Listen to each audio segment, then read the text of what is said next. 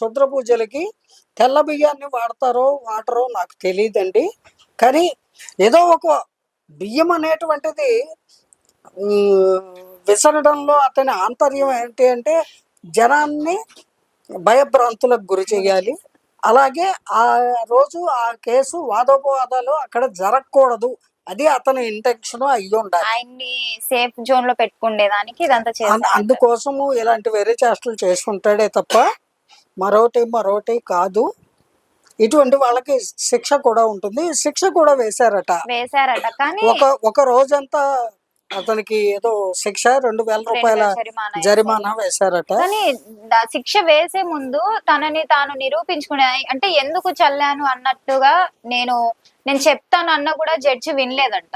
ఎందుకు వింటారు? ఎందుకు వినాలండి? నువ్వు పిచ్చి పిచ్చి చేష్టలన్నీ చేసి, ఇప్పుడు కోర్టు హాల్లో సెల్ ఫోన్ వాడకూడదు, ఒకవేళ సెల్ ఫోన్ ఉంటే స్విచ్ ఆఫ్ చేసుకోవాలి అని ఒక రూల్ ఉందనుకోండి, స్విచ్ ఆఫ్ పెట్టుకోవాలి. పెట్టుకోకుండా అది మోగిందండి పొరపాటున అంటే అక్కడ రూల్ అది.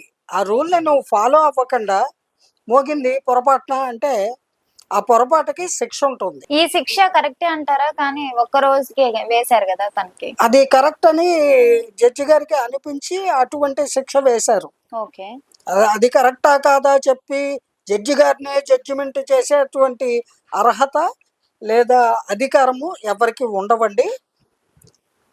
అక్కడ కొన్ని పద్ధతులు ఉంటాయి. ఆ పద్ధతుల ప్రకారమే జడ్జి గారు అతనికి ఆ విధమైన శిక్షను విధించారు అని మనము భావించాలి. ఏమైనప్పటికీ ఇది అతను కావాలని చేసిన ఒక పిచ్చ చర్య, అంతేగాని అదేమి పూజా స్థలం కాదు, గుడి కాదు, లేదా శ్మశానము, అంతకంటే కాదు. పవిత్రమైన